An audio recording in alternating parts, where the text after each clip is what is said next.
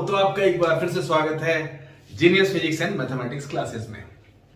जैसा कि हम क्लास 12 का चैप्टर नंबर 8 फिजिक्स का चैप्टर नंबर 8 इलेक्ट्रोमैग्नेटिक वेव्स कर रहे थे और उन इलेक्ट्रोमैग्नेटिक वेव्स में हम लोगों ने जो पहला लेक्चर किया था उसमें हमने देखा था कि डिस्प्लेसमेंट करंट क्या होता है और डिस्प्लेसमेंट करंट क्या होता है ये आप सभी को पता है। और वहां से हमको पता चला कि जो हमारा पहले करंट का डेफिनेशन था यानी कि द फ्लो ऑफ चार्ज है ना, द फ्लो ऑफ चार्ज या द फ्लो ऑफ इलेक्ट्रॉन, वो डेफिनेशन आधा अधूरा था। और वो डेफिनेशन पूरा कब होता है जब मैक्सवेल ने हमें ये थ्योरी बताई कि अगर जहां पे कंडक्टिंग मटेरियल ना भी हो, है ना, जहां पे कंडक्शन करने के लिए इलेक्ट्रॉन्स अवेलेबल ना भी हो, वहां पे भी आप मैग्नेटिक फील्ड दिखा सकते हैं, मैग्नेटिक फील्ड बना सकते हैं। यानी कैपेसिटर प्लेट्स के बीच में हमने देखा था कि वहां भी मैग्नेटिक फील्ड बना था विदाउट एनी कंडक्शन करंट। यानी वहां पे करंट थी जिसको डिस्प्लेसमेंट किया था किसने, डिस्प्लेसमेंट करंट ने, है ना, डिस्प्लेस किया था डिस्प्लेसमेंट करंट ने। तो कंडक्टर में आपका पाया जाता है कंडक्शन करंट, और जब कैपेसिटर प्लेट्स के बीच की हमने बात की थी तो वहां पे डिस्प्लेसमेंट करंट की बात हुई थी। तो कहीं ना कहीं हम जो अभी तक 10th क्लास में पढ़ते आ रहे थे कि द फ्लो ऑफ इलेक्ट्रॉन, है ना, the flow of charge in a particular direction, है ना, flow of charge in a particular direction which means from, आपको पता है कि इलेक्ट्रॉनिक करंट होता है, एक कन्वेंशनल करंट होता है। इलेक्ट्रॉनिक करंट कब होता है, जब इलेक्ट्रॉन के फ्लो की बात करते हैं from negative terminal to positive terminal, तो वो हम बात करते हैं इलेक्ट्रॉन्स की, वहां पे हम उसको इलेक्ट्रॉनिक करंट कहते हैं। लेकिन जब हम एक हमारे पास कन्वेंशनल करंट की वजह हम बात करते हैं यानी कि परंपरागत विद्युत धारा, तो हम सभी को पता होता है कि करंट का जो डायरेक्शन है वो due to flow of electrons है, यानी कि फ्रॉम नेगेटिव टू पॉजिटिव, तो उसका हमने नाम रख दिया इलेक्ट्रॉनिक करंट। लेकिन शुरू से परंपरा चलती आ रही थी, जब से इलेक्ट्रॉन का डिस्कवरी भी नहीं हुआ था उस समय से हमने ऐसा मान रखा था कि करंट हमेशा पॉजिटिव टर्मिनल से नेगेटिव टर्मिनल की तरफ जाता है, इसलिए हम उसको नाम दे दिए थे कन्वेंशनल करंट यानी परंपरागत विद्युत धारा। वो एक परंपरा के अंतर्गत आती थी। लेकिन फिलहाल अब वहां से थोड़ा सा और हमने एक मॉडिफिकेशन किया और हमने बता दिया कि जहां पे आपका क्या चेंज हो रहा हो, इलेक्ट्रिक फ्लक्स चेंज हो रहा हो टाइम के साथ, तो वहां पे भी मैग्नेटिक फील्ड बनता है, यानी वहां पर भी हमें एक करंट मिलता है due to the change in electric flux with respect to time, और उस करंट का हमने नाम रख दिया था डिस्प्लेसमेंट करंट। अब मैक्सवेल ने ये तो हमें बता ही दिया, प्लस मैक्सवेल अब यही नहीं रुके, मैक्सवेल आगे बढ़े और मैक्सवेल ने हमें यह बताया कि एक तो हमने पढ़ा है क्लास 12th में इलेक्ट्रिसिटी पढ़ा हमने, इलेक्ट्रोस्टैटिक पढ़ा, यानी रेस्ट चार्ज जो है वो एक इलेक्ट्रिक फील्ड क्रिएट करता है, जो चार्ज मोशन में होता है वो मैग्नेटिक फील्ड क्रिएट करता है, यानी कुल मिला के हम इलेक्ट्रोमैग्नेटिज्म की बात कर रहे हैं। तो मैक्सवेल ने हमें यह बताया कि इलेक्ट्रोमैग्नेटिज्म के जितने भी फंडामेंटल बेसिक प्रिंसिपल हैं उनको हम 4 इक्वेशन से बता सकते हैं, यानी बेसिक प्रिंसिपल है इलेक्ट्रोमैग्नेटिज्म के, उसको हम लोग बस 4 इक्वेशन से बता सकते हैं। और उन्होंने उस 4 इक्वेशन का नाम रखा मैक्सवेल्स इक्वेशन, जो कि हम आज पढ़ने के लिए जा रहे हैं मैक्सवेल्स इक्वेशन।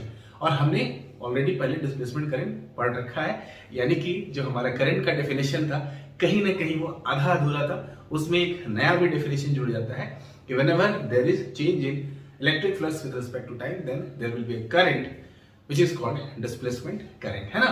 तो ये हमने पढ़ा। अब हम चलते हैं, जो मैक्सवेल ने हमें बताया कि हमारे पास 4 इक्वेशन है इलेक्ट्रोमैग्नेटिज्म की, जितने भी बेसिक प्रिंसिपल्स हैं उनको एक्सप्लेन करने के लिए, बेसिक प्रिंसिपल को एक्सप्लेन करने के लिए, जब वहां पे कोई मैग्नेटिक मटेरियल ना हो, डाइलेक्ट्रिक मटेरियल ना हो, तो बेसिक प्रिंसिपल जितने भी इलेक्ट्रोमैग्नेटिज्म के हैं वो हम 4 इक्वेशन से उसको एक्सप्लेन कर सकते हैं, और मैक्सवेल ने इनका नाम रखा मैक्सवेल्स इक्वेशन।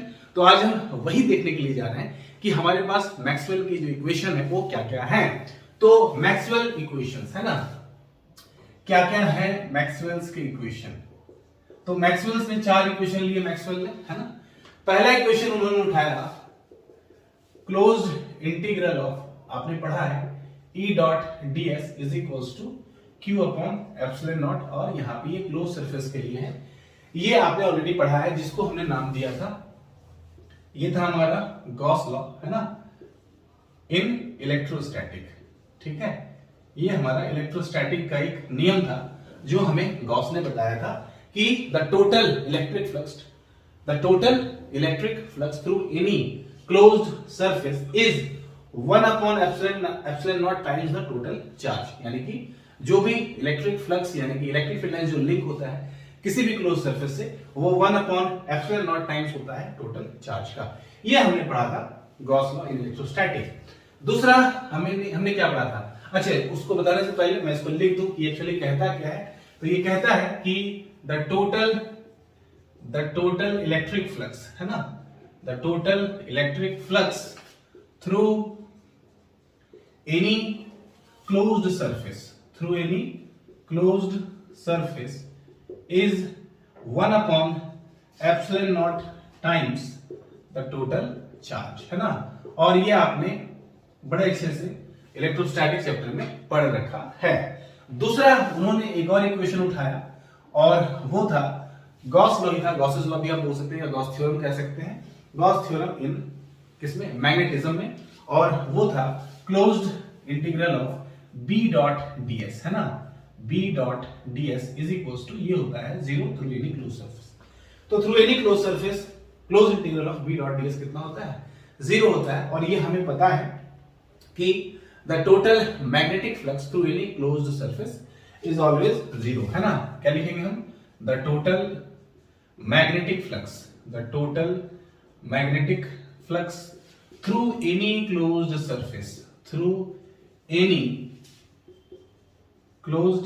Surface is 0। और ऐसा क्यों होता है? ऐसा ये इसलिए होता है क्योंकि जो मैग्नेटिक फील्ड लाइंस होते हैं वो क्या होते हैं? वो क्लोज्ड कॉन्टिन्यूअस लूप होते हैं। इसका मतलब कि वो नॉर्थ पोल से स्टार्ट होते हैं, फिर साउथ पोल जाते हैं और अंदर में फिर साउथ पोल से नॉर्थ पोल जाते हैं। तो कुल मिला के जितनी भी मैग्नेटिक फील्ड लाइंस बाहर की ओर निकलती है सरफेस से, उतनी ही मैग्नेटिक फील्ड लाइंस अंदर भी आती है। इसका मतलब ये है कि टोटल जो मैग्नेटिक फ्लक्स होगा वो थ्रू एनी क्लोज सरफेस वो कितना होगा? 0 होगा। और यहां से एक बात और भी सामने आता है कि हम ये बोल सकते हैं कि इन मैग्नेटिज्म, ठीक है, in magnetism monopole never exist, है ना। Monopole never exist. मैग्नेटिज्म में मोनोपोल कभी भी एग्जिस्ट नहीं करता है। मतलब अगर हम सिर्फ साउथ पोल की बात करें कि हमें सिर्फ साउथ पोल मिल जाए, तो ऐसा नहीं है। हमें हमेशा साउथ पोल भी मिलेगा और नॉर्थ पोल भी मिलेगा। भले आप एक पतला सा वायर ले लीजिए, है ना, सर्कुलर वायर, उसमें भी आप करंट आप देखिएगा तो एक तरफ से अगर उसमें क्लॉकवाइज करंट जा रहा है तो क्लॉकवाइज के लिए आप जानते हैं साउथ पोल की बात होती है। लेकिन उसको अगर मैं अपोजिट साइड से देखता हूं तो मुझे एंटी क्लॉकवाइज दिखेगा, विच मीन्स, है ना, इधर अगर आपको दिख रहा है क्लॉकवाइज तो इधर से मुझे एंटी क्लॉकवाइज दिखेगा और वो मेरे लिए नॉर्थ का काम करेगा। इसलिए कभी भी मोनोपोल एग्जिस्ट नहीं करता है। तो सेकंड जो है गॉस लॉ, इसको हम क्या कहते हैं? तो ये हमारा था गॉस लॉ इन मैग्नेटिज्म, है ना। तो मैग्नेटिज्म में हमने पढ़ लिया गॉस लॉ, जिसमें ये हमें बताया गया कि close integral of B dot ds ये 0 होता है। और पहला हमें बताया गया close integral of E dot ds ये Q/ε0 होता है। तो ये दो तो इक्वेशन मैक्सवेल ने लिए ही, साथ साथ तीसरा इक्वेशन जो मैक्सवेल ने लिया वो थर्ड इक्वेशन था फैराडेज लॉ, है ना। क्या था फैराडेज लॉ? आप सभी को पता है फैराडेज लॉ क्या था?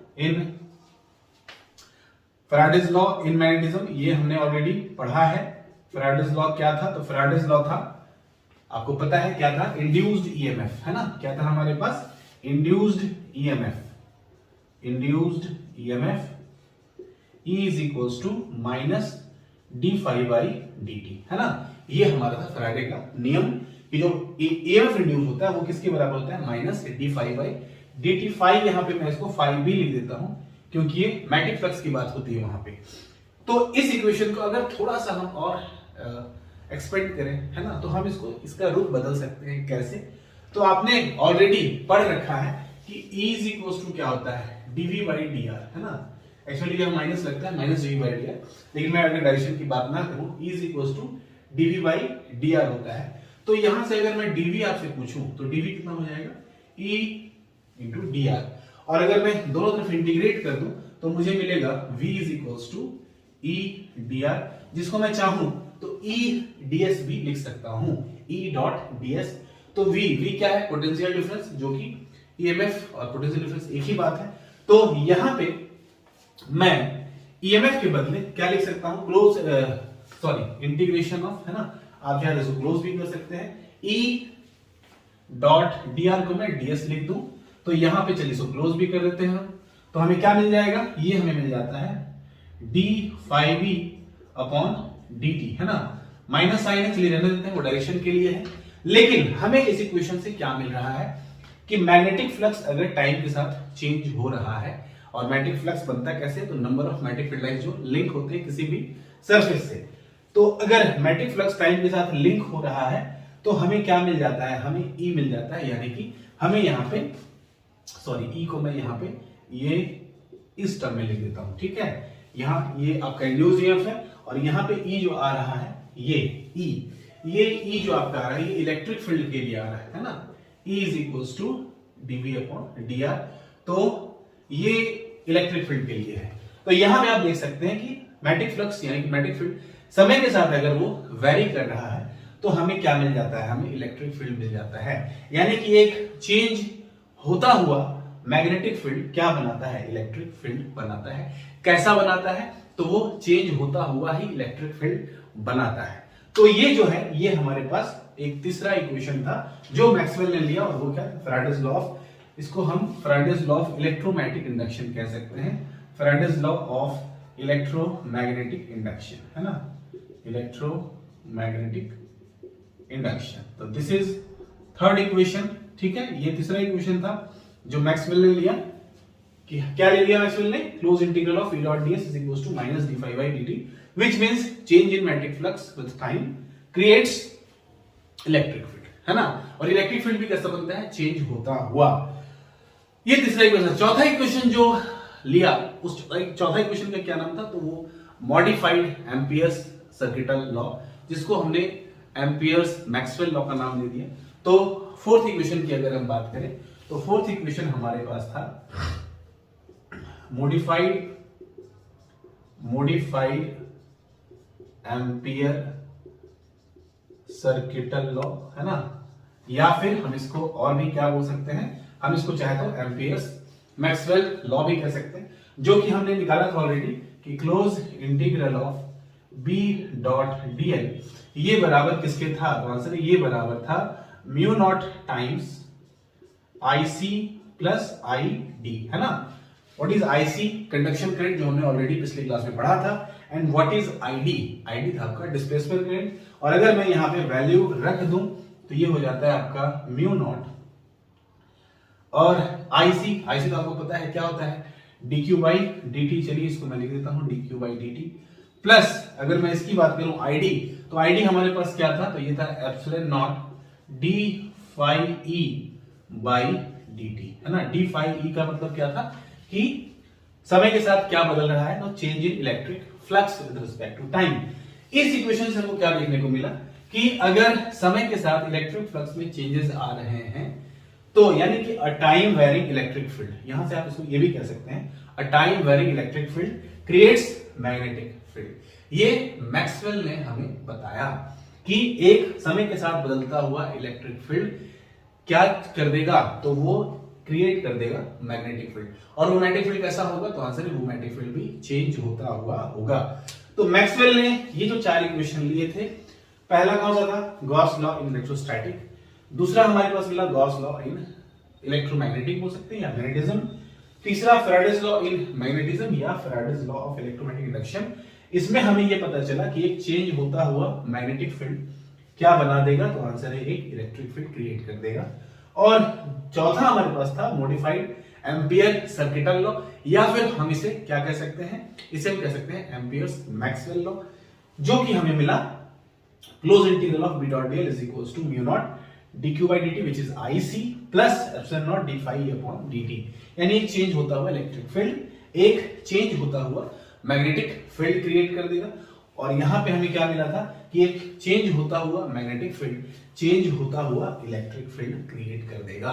तो ये जो चार नियम है मैक्सवेल इक्वेशन, इनका नाम दिया गया। इस इक्वेशन से जितने भी बेसिक प्रिंसिपल्स हैं, फंडामेंटल प्रिंसिपल्स हैं इन इलेक्ट्रोमैग्नेटिज्म, उसको हम आराम से एक्सप्लेन कर सकते हैं। लेकिन जब यहीं पर मैक्सवेल रुके नहीं, फिर उन्होंने हमें क्या बताया, तो उन्होंने जो बताया, चलिए पहले हम इसको रब कर लेते हैं, फिर हम आगे देखते हैं कि उन्होंने हमें क्या बताया। और ये जितने भी इक्वेशन है मैं इसको साइड में लिख दूंगा, फिर आपको अच्छे से बारीकी से बताता हूं कि इलेक्ट्रोमैग्नेटिक वेव बनता कैसे। तो चलिए सबसे पहले हम इसको रब करते हैं। तो ये हमारा है मैक्सवेल का फोर इक्वेशन, जिसको मैंने साइड में लिख दिया है। इसमें से मेनली आप जो समझ रहे हैं या जो मैं समझाने की कोशिश कर रहा हूं कि थर्ड इक्वेशन से हमें क्या मिलता है, तो थर्ड इक्वेशन नंबर 3 से हमें यह मिलता है कि एक चेंज होता हुआ मैग्नेटिक फील्ड हमें इलेक्ट्रिक फील्ड बना देता है। सॉरी, एक चेंज होता हुआ मैग्नेटिक फील्ड क्रिएट कर देता है, एक चेंज होता हुआ इलेक्ट्रिक फील्ड। उसी तरह फोर्थ इक्वेशन से हमें जो मिलता है वो हमें यह मिलता है कि एक चेंज होता हुआ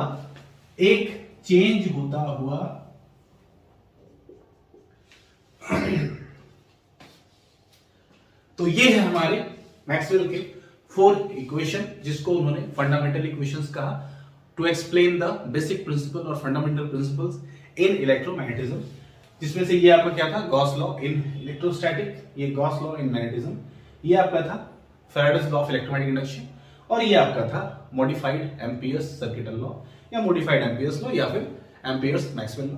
इसमें थर्ड और फोर्थ इक्वेशन बड़े ही इंपॉर्टेंट है। इसमें यह बताया गया है कि चेंज होता हुआ मैग्नेटिक फील्ड क्या क्रिएट कर देता है, एक चेंज होता हुआ इलेक्ट्रिक फील्ड क्रिएट कर देता है, और एक चेंज होता हुआ इलेक्ट्रिक फील्ड चेंज होता हुआ मैग्नेटिक फील्ड क्रिएट कर देता है। तो मैं इसको लिख देता हूं। हमने क्या पढ़ लिया कि टाइम वेरिंग मैग्नेटिक फील्ड है ना, magnetic field creates a change in electric field, है ना। Time varying magnetic field creates a changing magnetic field, यानी कि चेंज इन नहीं, मैं यहां पे लिखूंगा चेंजिंग इलेक्ट्रिक फील्ड। और दूसरा क्या हो गया इक्वेशन नंबर 4 से कि टाइम वेरिंग इलेक्ट्रिक फील्ड है ना, electric field creates a changing magnetic field. ठीक है, तो ये हमें मिला इक्वेशन नंबर 3 से और ये मिला इक्वेशन नंबर 4 से। तो यहां पर मैक्सवेल ने हमें ये बताया, कब बताया, तो आंसर है 1865 में। 1865 में मैक्सवेल ने हमें ये बताया कि एक चेंज होता हुआ मैग्नेटिक फील्ड एक चेंज होता हुआ इलेक्ट्रिक फील्ड बना लेता है, और एक चेंज होता हुआ इलेक्ट्रिक फील्ड चेंज होता हुआ मैग्नेटिक फील्ड बना लेता है। और ये दोनों जो होते हैं ये आपस में परपेंडिकुलर होते हैं, यानी कि जो इलेक्ट्रिक फील्ड होते हैं और जो मैग्नेटिक फील्ड होते हैं वो आपस में परपेंडिकुलर होते हैं। कैसे, तो आपने पढ़ा है कि अगर मैं इस वायर की बात करूं, इसमें करंट अगर नीचे से ऊपर की तरफ जा रहा है तो ये करंट बन जाता है आपका, which means anti clockwise current हमें मिलता है। तो ये एंटी क्लॉकवाइज की बात हो रही, sorry anti clockwise magnetic field हमें मिलता है। तो करंट कहां से कहां जा रहा था, करंट जा रहा था नीचे से ऊपर की तरफ, तो हमने right hand thumb rule use किया, तो ये मैग्नेटिक फील्ड का डायरेक्शन हो गया। किधर हो गया मैग्नेटिक फील्ड का डायरेक्शन, ये आप भी देख सकते हैं, ये अगर जा रहा है तो मैग्नेटिक डायरेक्शन ये हो गया है ना, this is anti clockwise magnetic field का डायरेक्शन है। और ये जो मैग्नेटिक फील्ड है इस करंट पर कैसा है, तो आंसर है कि ये 90 डिग्री पर है। तो ये इलेक्ट्रिक फील्ड और ये जो हमारा है मैग्नेटिक फील्ड, ये आपस में हमेशा क्या होते हैं, परपेंडिकुलर होते हैं। तो एक चेंज होता हुआ इलेक्ट्रिक फील्ड जो चेंज होता हुआ मैग्नेटिक फील्ड बनाता है, वो हमेशा कैसे बनाता है, एक दूसरे के परपेंडिकुलर बनाता है। कैसे बनाता है, चलिए हम इसको देखते हैं। लेकिन उससे पहले कि ये जो इलेक्ट्रिक फील्ड और मैग्नेटिक फील्ड में जो ये वेरिएशंस होते हैं, है ना, एक जो इलेक्ट्रिक फील्ड है वो एक चेंज होता हुआ इलेक्ट्रिक फील्ड, एक चेंज होता हुआ मैग्नेटिक फील्ड का सोर्स बन जाता है, और एक चेंज होता हुआ मैग्नेटिक फील्ड चेंज होता हुआ इलेक्ट्रिक फील्ड का सोर्स बन जाता है, और फिर इनमें चलने की ताकत आ जाती है। तो इसमें फाइनली हमें मैक्सवेल ने बताया कि इनमें वेव लाइक प्रॉपर्टीज हमें दिखते हैं, और इस वेव का जो है नाम रखा किसने, मैक्सवेल ने, इलेक्ट्रोमैग्नेटिक वेव। और ये वेव बनता कैसे, चलिए थोड़ा सा इसको हम लोग देखते हैं। तो बड़ा सिंपल है, ये कुछ इस तरह से बनता है। ये हमारा है, सपोज ये हमारा है x, ये हमारा है y और ये हमारा है z, है ना।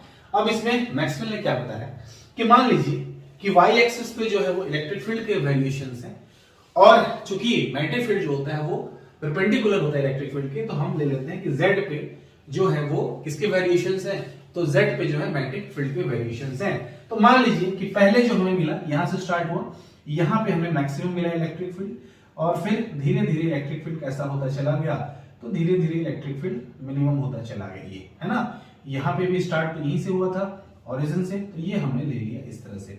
तो ये जो हमें मिला ये क्या है, दिस इज इलेक्ट्रिक फील्ड, है ना। थोड़ा सा मैं इसको अच्छे से बना दूं, ये हमारा है इलेक्ट्रिक फील्ड। तो मैग्नेटिक फील्ड किधर बनेगा, तो आंसर मैग्नेटिक फील्ड इस पे परपेंडिकुलर बनेगा। अगर ये y पे बन रहा है तो ये z पे बनेगा। तो हम इसके वेरिएशंस z पे बना देते हैं, ये दिस इज, है ना। हम इसको यहां पे शो कर देते हैं, ये हमारा बना, फिर ये हमारा बना, फिर फाइनली ये हमारा बना। इस तरह से ये बनता चला जाता है, ठीक है। तो ये वेरिएशंस किसके हैं, तो ये वेरिएशंस हैं मैग्नेटिक फील्ड के, जो कहां बन रहा है, z एक्सिस पे। तो ये चेंज होता इलेक्ट्रिक फील्ड क्या बना दिया, चेंज होता हुआ मैग्नेटिक फील्ड। अब ये चेंज होता हुआ मैग्नेटिक फील्ड फिर से यहाँ पे क्या क्रिएट कर देता है, तो आंसर है यहाँ पे ये फिर से एक चेंज होता हुआ इलेक्ट्रिक फील्ड क्रिएट कर देता है ना। ये एक चेंज होता हुआ इलेक्ट्रिक फील्ड बन गया, यानी फिर से मैं इसको अगर ये बना दूं ऐसे, तो ये चेंज होता हुआ इलेक्ट्रिक फील्ड हमें मिल जाता है, ठीक है। तो चेंज होता इलेक्ट्रिक फील्ड क्या बनाया, चेंज होता हुआ मैग्नेटिक फील्ड। और फिर इस चेंज होते हुए मैग्नेटिक फील्ड ने अपने बगल में चेंज होता हुआ इलेक्ट्रिक फील्ड बना दिया। अब फाइनली क्या होगा, तो आंसर है कि ये चेंज होता हुआ इलेक्ट्रिक फील्ड वापस क्या बनाएगा, एक चेंज होता हुआ मैग्नेटिक फील्ड, जो कि कुछ इस तरह से बनेगा, एक चेंज होता हुआ मैग्नेटिक फील्ड इस डायरेक्शन में, है ना। ये कुछ ऐसे बनेगा। तो अब ये जो फील्ड है ये हम पहले ड्रॉ कर लेते हैं इसको अच्छे से। ये बन गया हमारा चेंज होता हुआ, यानी कि ये वेरिएशन हमें मिलता है, ठीक है। तो ये क्या है, दिस इज इलेक्ट्रिक फील्ड। तो इसी तरह से इलेक्ट्रिक फील्ड आगे बढ़ता है ना, फिर ये यहां जाएगा, फिर ये यहां जाएगा, और ये जो आपका मैग्नेटिक फील्ड है ये पहले यहां से ये यहां गया, फिर ये यहां से इस तरह यहां, फिर ये यहां से इस तरह यहां जाएगा, और फिर ये यहां से इस तरह यहां। इस तरह से ये जो है हमारा इलेक्ट्रोमैग्नेटिक वेव के फॉर्म में ये आगे बढ़ता चला जाएगा इन एक्स डायरेक्शन। y में किसके वेरिएशंस हैं, तो y में ये हमारा जो है इलेक्ट्रिक फील्ड है, इलेक्ट्रिक फील्ड। ये कौन सा फील्ड था भाई, मैग्नेटिक फील्ड, ठीक है। यहाँ इलेक्ट्रिक फील्ड, ये आपका मैग्नेटिक फील्ड, ये आपका क्या है, तो आंसर है ये फिर से मैग्नेटिक फील्ड, और ये आपका इलेक्ट्रिक फील्ड। थोड़ा सा मैं इसको और अच्छे से ड्रॉ कर देता हूं, है ना। ये मैग्नेटिक फील्ड, ये इलेक्ट्रिक फील्ड, ठीक है। तो इस तरह से हमें वेरिएशंस दिखते हैं, किसके, मैग्नेटिक फील्ड के और इलेक्ट्रिक फील्ड के वेरिएशंस हमें कुछ इस तरह से दिखते हैं। एक हमें मिलता है एक्स एक्सिस किधर, वाई एक्सिस पे, और एक हमें मिलता है जेड एक्सिस पे, लेकिन दोनों चलते किधर हैं, तो दोनों एक्स एक्सिस पे चलते हैं, यानी दोनों का जो डायरेक्शन ऑफ प्रोपगेशन है वो एक्स रहता है। एक्स में दोनों आगे बढ़ते चले जाते हैं, जबकि एक आपका वाई पर है यानी इलेक्ट्रिक फील्ड, और एक आपका जेड पे काम करता है यानी कि मैग्नेटिक फील्ड। तो यहां पे आप ये कह सकते हैं कि चूंकि डायरेक्शन ऑफ प्रोपगेशन किधर है, एक्स एक्सिस की तरफ, लेकिन दोनों क्या है, एक्स पे परपेंडिकुलर हैं, यानी कि एक y पे काम करता है, एक z पे काम करता है, लेकिन बढ़ते हैं दोनों एक्सिस की तरफ, एक्स एक्सिस की तरफ। तो हम यहां पे बोल सकते हैं कि जो इलेक्ट्रोमैग्नेटिक वेव्स होता है इसका नेचर कैसा है, तो ये ट्रांसवर्स इन नेचर है। फिर से आपको पता है ट्रांसवर्स, जब हम ट्रांसवर्स वेव की बात करते हैं तो वहां पे हमें पता है कि डायरेक्शन ऑफ प्रोपगेशन जिधर हो उसके परपेंडिकुलर वेरिएशंस होने चाहिए। तो यहां भी आप देख सकते हैं कि y पे आपका कौन सा फील्ड काम करता है, इलेक्ट्रिक फील्ड, एक चेंज होता हुआ इलेक्ट्रिक फील्ड, z पे काम करता है एक चेंज होता हुआ मैग्नेटिक फील्ड, और ये दोनों वेरिएशंस किधर चल रहे हैं, आंसर एक्स एक्सिस की तरफ, यानी ये परपेंडिकुलर है किस पे, डायरेक्शन ऑफ प्रोपगेशन पे। तो हम कह सकते हैं कि ये ट्रांसवर्स इन नेचर है, जिसको हम आगे मैथमेटिकली भी प्रूव करेंगे। फिलहाल आपको ये समझना होगा, या आप ये समझ गए होंगे कि electromagnetic waves transverse in nature होते हैं, और जो आपका चेंज होता हुआ मैग्नेटिक फील्ड है उसका सोर्स कौन है, चेंज होता हुआ इलेक्ट्रिक फील्ड, और चेंज होता हुआ इलेक्ट्रिक फील्ड का सोर्स कौन है, चेंज होता हुआ मैग्नेटिक फील्ड। तो एक को दूसरा सोर्स मिल गया और दूसरे को फिर पहला सोर्स, तो ये ऐसे करके आगे बढ़ते चले जाते हैं और ये वेव की तरह आगे बढ़ते हैं। अब इसका हम देखते हैं मैथमेटिकल फॉर्म क्या होता है। बड़ा अच्छा उसका मैथमेटिकल फॉर्म है, फिर उससे हमें और भी बहुत सारी जानकारियां मिलेंगी। तो चलिए हम देखते हैं इसका मैथमेटिकल फॉर्म। तो ये रहा। अब हम यहाँ पे कुछ समझते हैं। यहाँ पे पहले हम देखते हैं इलेक्ट्रोमैग्नेटिक वेव क्या है, फिर हम यहाँ पे मैथमेटिकल रिप्रेजेंटेशन भी करेंगे इलेक्ट्रोमैग्नेटिक वेव्स का। तो सबसे पहले इलेक्ट्रोमैग्नेटिक वेव है क्या? An electromagnetic wave is a wave radiated by an oscillating और एक्सीलरेटेड चार्ज। तो यहाँ पे लिखा हुआ कि इलेक्ट्रोमैग्नेटिक वेव हमेशा कहां से रेडिएट करता है? तो आंसर है कि हमने ऑलरेडी ये पढ़ा है कि जब चार्ज स्टैटिक होता है तो वहां पे वो इलेक्ट्रिक फील्ड क्रिएट करता है। उसी तरह जब एक चार्ज मोशन में होता है तो वो मैग्नेटिक फील्ड क्रिएट करता है। एक तीसरी घटना हमारे पास ये है कि जब चार्ज ऑक्सीलेट करता है, यानी when a charge oscillate then it creates electromagnetic field. और ये जो चार्ज ऑक्सीलेट करता है ये आप डे टू डे लाइफ देखते भी हैं, बट आपने कभी इसको ऑब्जर्व नहीं किया है। तो आप day to day life spark देखते होंगे, वो जो स्पार्क आपको दिखता है एक्चुअली वही आपका ऑक्सीलेटिंग चार्ज होता है। तो ये जो ऑक्सीलेटिंग चार्ज है ये क्रिएट करता है आपका इलेक्ट्रोमैग्नेटिक फील्ड, और इलेक्ट्रोमैग्नेटिक वेव भी यही क्रिएट करता है। तो an electromagnetic wave is a wave radiated by an oscillating और accelerated charge and which propagates through space as coupled electric and magnetic field. जैसा आप देख रहे हैं कि यहाँ पे इलेक्ट्रिक फील्ड है, इसने क्या बना दिया? Magnetic field. फिर इलेक्ट्रिक फील्ड है, इसने क्या बना दिया? Magnetic field. तो ये बेसिकली दोनों आप देख सकते हैं सेम फेज में भी काम करते हैं, तो दोनों का फेज भी क्या होता है? सेम होता है, और कपल्ड की तरह ये आगे बढ़ते रहते हैं। ठीक है, तो which propagates through space as coupled electric and magnetic fields perpendicular to each other, यानी एक y पे काम करता है, एक z पे काम करता है, लेकिन दोनों बढ़ते कहां है? तो x डायरेक्शन में। यानी कि एक y पे बन रहा है, एक z पे बन रहा है, लेकिन दोनों बढ़ रहे हैं किधर? x की तरफ। यानी दोनों डायरेक्शन ऑफ प्रोपागेशन के भी परपेंडिकुलर है। यानी कि आप यहां पे देख सकते हैं electric and magnetic fields perpendicular to each other and to the direction of propagation of wave, है ना। तो एक बनता है y पे इलेक्ट्रिक फील्ड, एक बनता है z पे मैग्नेटिक फील्ड, लेकिन दोनों बढ़ते किधर है? x की तरफ। इसलिए बेसिकली ये ट्रांसवर्स इन नेचर है। अब इसका हम मैथमेटिकल रिप्रेजेंटेशन देखना चाहते हैं। तो इलेक्ट्रिक फील्ड किधर काम कर रहा है? तो आंसर है y की तरफ। इक्वेशन बनेगा, चूंकि इलेक्ट्रिक फील्ड y डायरेक्शन में काम कर रहा है, तो मैं इसको लिख सकता हूं E y into J cap, जो आपने ऑलरेडी वेक्टर में पढ़ा है। अब इसको चूंकि आपने 11th में वेव भी पढ़ा है, तो वेव के इक्वेशन कैसे होते हैं आपको पता है। तो मैं इसका इक्वेशन लिखता हूं E नॉट साइन, है ना, K X minus omega T into J cap. y की तरफ काम कर रहा है। यहाँ पे k क्या है? तो यहाँ पे k प्रोपागेशन कांस्टेंट है, और ओमेगा क्या है? यहाँ पे ओमेगा यहाँ पे एंगुलर फ्रीक्वेंसी है। k की वैल्यू कितनी होती है? तो k की वैल्यू होती है 2 pi upon lambda, and omega की वैल्यू कितनी होती है? 2 पाई न्यू या फिर 2 पाई बाई टी, है ना। तो हम चाहे तो इसको कन्वर्ट कर सकते हैं। तो फाइनली जो हमें E मिलेगा वो मिल जाएगा E नॉट साइन, k को मैं लिख दूंगा 2 पाई अपॉन लैम्डा, और यहाँ ओमेगा को लिख दूंगा मैं 2 पाई न्यू, बाहर में आपका क्या है? जे कैप। अब यहां से मैं 2 पाई अगर कॉमन कर लूं तो ये मुझे मिल जाएगा E naught sine 2 pi common निकाल लेता हूं, तो अंदर बचेगा कितना? सॉरी x भी था यहाँ पे, x, है ना। ये बचेगा x अपॉन लैम्डा माइनस यहाँ पे क्या बच गया? न्यू इंटू टी भी यहाँ पे था, तो इंटू टी। ठीक है, न्यू इंटू टी, बाहर में हमारा क्या है? जे कैप। ठीक है, तो अब न्यू को मैं वापस से 1 अपॉन टी कैपिटल टी लिख सकता हूं, तो ये बच जाता है E नॉट साइन 2 पाई, है ना, x upon lambda minus T upon capital T, और बाहर में हमारा क्या है? जी कैप। तो ये हमारा इक्वेशन हो गया इलेक्ट्रिक फील्ड का। सिमिलरली हम इक्वेशन निकाल सकते हैं मैग्नेटिक फील्ड का, और हम यहाँ पे देख सकते हैं कि जो हमारा इलेक्ट्रिक फील्ड है और जो हमारा मैग्नेटिक फील्ड है ये सेम फेज पे काम कर रहा है, इसलिए हम यहाँ पे फेज चेंज नहीं करेंगे। तो चलिए हम देखते हैं अपना मैग्नेटिक फील्ड का इक्वेशन।